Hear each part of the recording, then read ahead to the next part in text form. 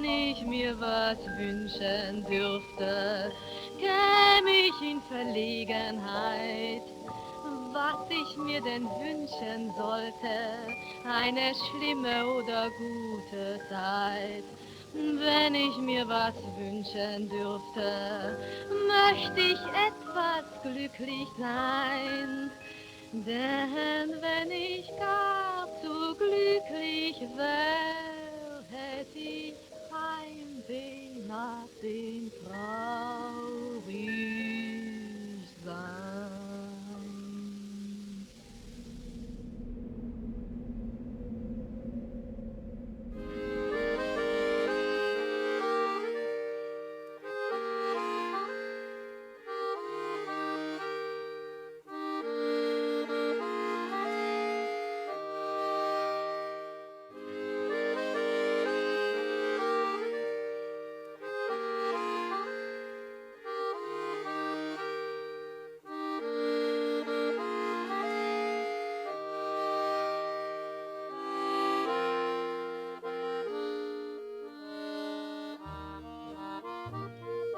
Vor der Kaserne, vor dem großen Tor, steht eine Laterne und steht sie noch davor.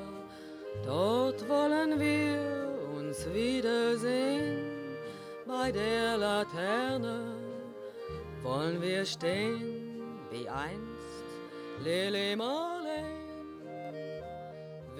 Und ich sehe mich da noch vor dem kleinen Spiegel stehen und ihm sagen, wenn ich jetzt schwanger wäre, denkst du, das könnte irgendwas schaden? Good morning, good morning, good morning to you. Good evening, I'm Norman Defoe. This is News Magazine. By now, the whole world knows the tragedy of thalidomide. In Germany, where the pill sold at a rate of 15 million a month, 5,000 children have been born deformed. From Stolberg, Germany, Morley Safer reports. This is where it all began, the firm of Grunenthal in Stolberg. In 1957, they developed a sedative, a hypnotic, as the doctors call it, that was the answer to a prayer. Its generic name was thalidomide, a sleeping pill that was safe to have around the house. Grunenthal developed and marketed the drug and called it Contergan here in Germany.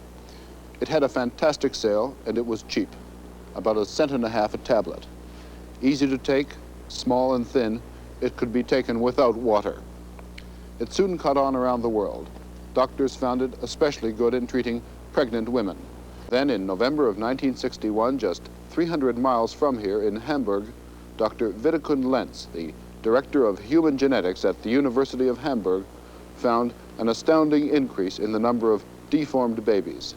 He deduced that Contergan, or thalidomide, was the cause. Dr. Lenz, what evidence is there that thalidomide is the cause of these malformations? Oh, you could say there are three kinds of evidence. At first, the geographical and time distribution of these malformations is the same as for thalidomide sale.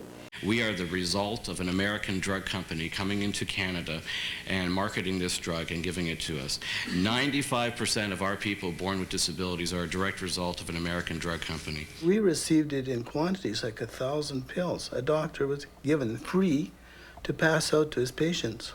There was tremendous pressure on it all over the world to get this wonderful new drug on the market. And the companies that were producing it, even after there came questions about its safety, kept right on pushing it. A good deal of the reason why this drug was allowed to progress in the way that it did, leaving the bodies of deformed children almost all the way around the world, was because of the greed of the drug companies initially.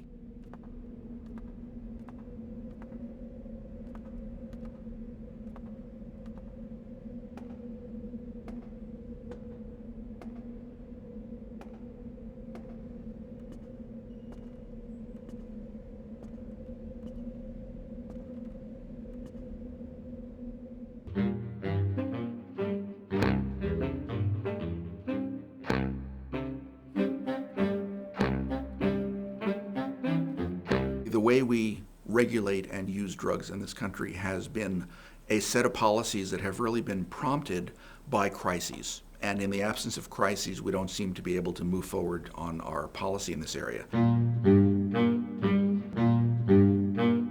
There was a time when the FDA was the drug regulatory authority that every other country looked up to, and it was seen as the gold standard. And with the widespread perception globally as well as locally that FDA has become a little bit too quick to approve drugs and a little bit too nervous to say no and a little bit sluggish in picking up side effects, colleagues in Europe say that they no longer look to the FDA as the international gold standard because they fear that its agenda has been becoming a little bit too industry friendly. I don't believe that anyone at FDA is actually taking money from any drug company. But I think that what it does is it creates a climate of expectations. There's almost a quid pro quo, in my mind at least. We've paid you the money, now approve our drug. There's a sense these days that everything in society, whether it's healthcare or education or policy or business, will be adequately taken care of by marketplace solutions.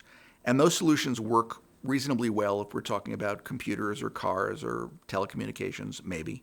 But one thing I'm pretty sure about is that mere marketplace solutions are not going to be enough to take care of the problems that we face with drug discovery or with drug safety and drug utilization, because the stakes are simply too high financially, and this is a public good for which there needs to be some public responsibility, that is, governmental responsibility.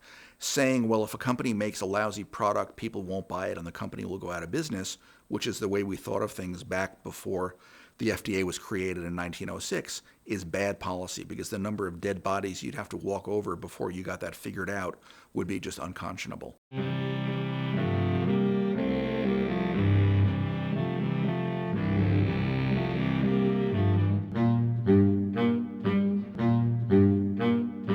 In a way, the pharmaceutical industry has done very well because we have allowed for marketing to trump science in profitability. And what I mean by that is, it turns out that for a lot of the very big drug companies, if you put money into TV commercials for your latest heartburn product or allergy drug, you can make a lot more money reliably and predictably than you can by investing the same number of dollars in the tough, often thankless, and often unproductive research that it takes to really make a scientific breakthrough.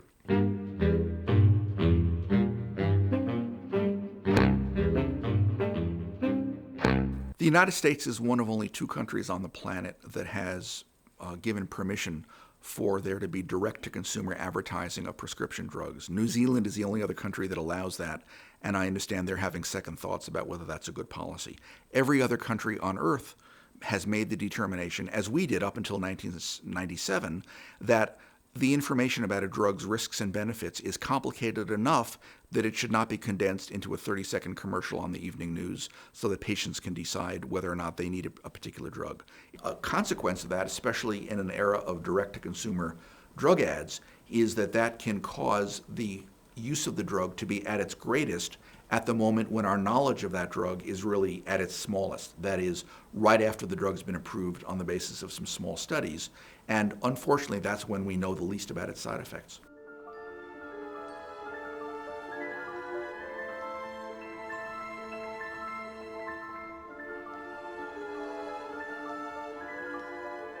We need to finish learning the lessons of thalidomide from the 60s. We need to have somebody minding the store about drug side effects. And history tells us in the last 10 years that we cannot look to the drug companies to keep track of side effects adequately, because we shouldn't have millions of people taking a drug before someone discovers that it causes a dangerous side effect. We need that kind of research to go on.